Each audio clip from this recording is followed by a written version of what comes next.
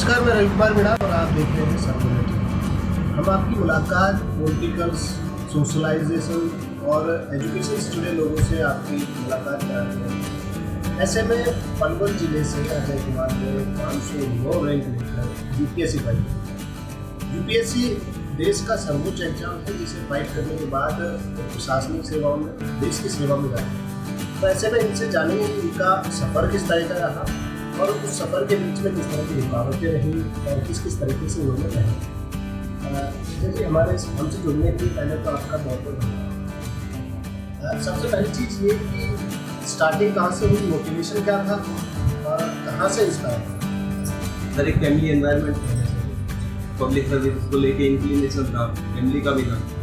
मेरा particularly after college जो देखा, थोड़ा सा सोसाइटी को जितना ऑब्जर्व किया, तो मन था कि कुछ इम्पैक्ट ला पाए काम करके, तो इसलिए सिविल सर्विस की तरफ गया। 2017 में बीटेक कंप्लीट करी, फिर CGL का एग्ज़ाम क्लियर करा, वहाँ पर पोस्ट थी पर वो नहीं ली, छोड़ दी। उसके बाद फिर 2019 में फर्स्ट अटेम्प्ट दिया था, 3 क्लियर था, सेकेंड में 3 क्लियर था, फिर थर्ड अटेम्प्ट किया तो उसमें फाइनली क्लियर। कोई विशेष व्यक्ति, कोई विशेष शख्सियत जिससे इंस्पायर हुए?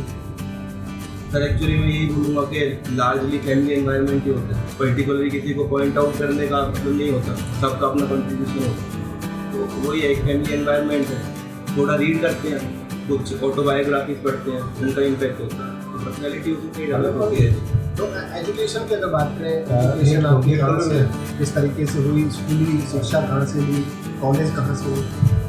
जो 10th है वो दिल्ली पब्लिक स्कूल से, 12th ग्रीनवुड कॉन्वेंट से करी और बीटेक MRC से, हमारा बचना कॉलेज में कंप्यूटर साइंस में लगा, और primary education greenwood school.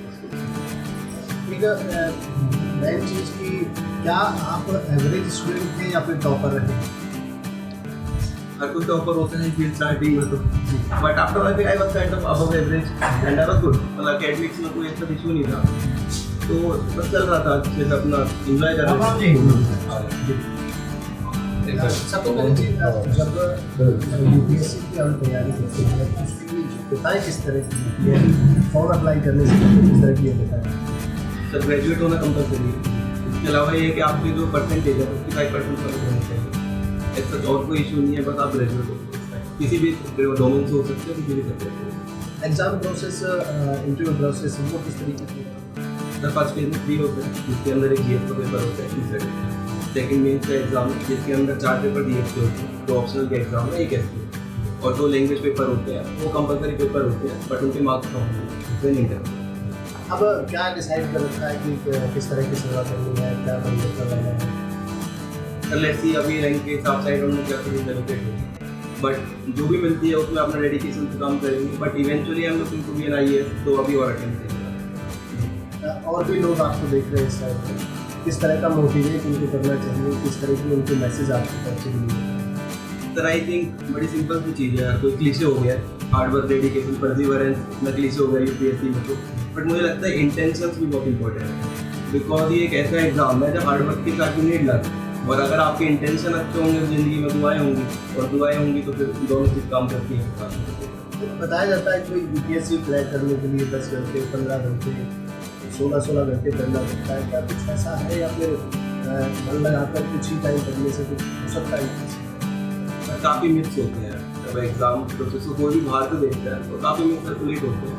I feel आप कॉन्सिस्टेंटली पढ़ोगे, अगर 7 to 8 आवर्स ड्यूरेंट, वो 1 साल की ड्यूरेशन तो यू नीड हो दैट, क्योंकि जो सब्जेक्ट वास्ट है, सिलेबस वास्ट है, बट वही कंसिस्टेंसी हो एंड आपके एप्टीट्यूड के ऊपर डिपेंड करता है। If you are very brilliant तो आप 4-5 घंटे भी कर सकते हो। I usually use to study 7 to 8 hours. घर में किस तरह का माहौल रहा स्टडी को लेकर, परिवार में किस तरह का रहा, सपोर्ट किस तरीके से रहा?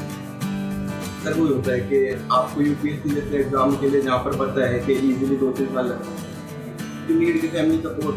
तो मम्मिकली भी आपको सपोर्ट चाहिए, because you are not working, तो वो सपोर्ट भी है। फिर एक मोरल सपोर्ट बहुत ज़रूरी होता है। अगर आपको दिखता है कि आपकी फैमिली आप पे ट्रस्ट कर रही है and they are backing you up, तो आप अपने डेडिकेशन से काम करो। पिताजी की एजुकेशन की बात की जाए, माता की एजुकेशन की बात की जाए, एजुकेशन की बात की जाए, किस तरह की एजुकेशन? तो मेरे फादर का फैमिली है, मदर ग्रेजुएट है और सिस्टर है वो MSc इंग्लिश।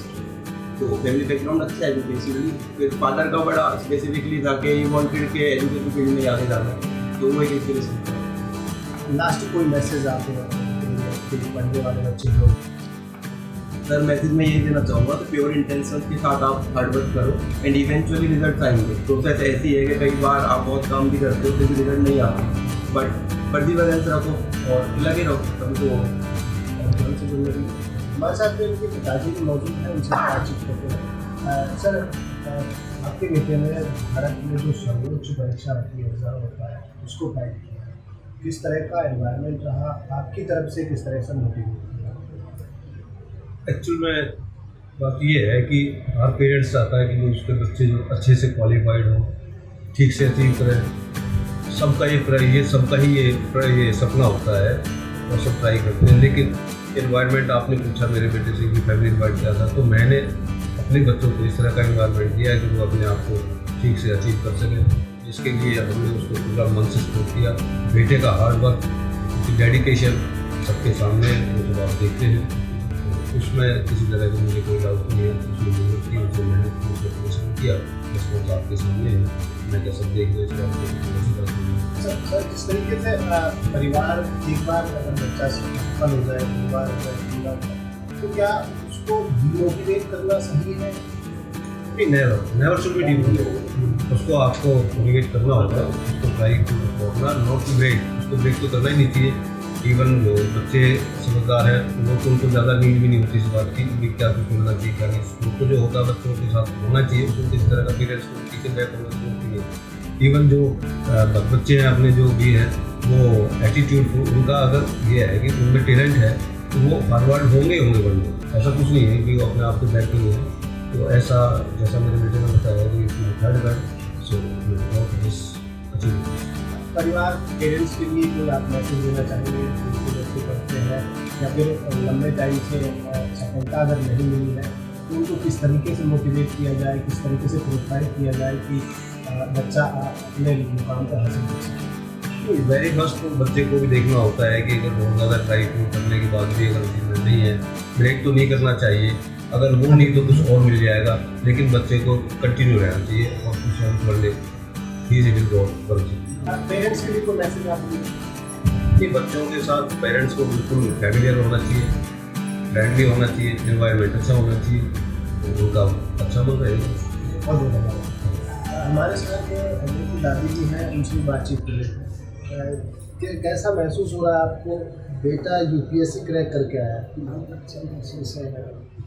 मैंने अपने ज़िंदगी में ये सोचा कि मेरा पोता बड़ा ऑफिसर बने।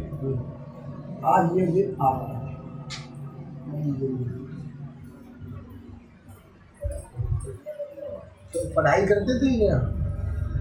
पढ़ाई बहुत मेहनत करनी है। कितनी देर पढ़ाई करते थे? कितनी देर पढ़ाई करते थे? ये हाँ, रात के 2 बजे तक और दिन भर। उसके बाद अपने बंद करके अंदर कमरे में कोई आवाज़ भी नहीं सुना गया, पढ़ो। अब तो पोता भी अफसर बन गया, आप भी अफसर बन गए। भगवान की बहुत बहुत धन्यवाद। तो ये थे हमारे साथ अजय के परिवार से अजय को, जिन्होंने यूपीएससी क्रैक किया। ऐसे ही इन्होंने भी मैसेज अपना डिलीवर किया है कि सबको लगन और मेहनत से पढ़ाई करनी और जिले का, प्रदेश का और देश का नाम रोशन करना है, देश की सेवा करनी है। और भी शख्सियत से आपके रूबरू कराते रहेंगे। तब तक के लिए मुझे दीजिए इजाज़त। नमस्कार।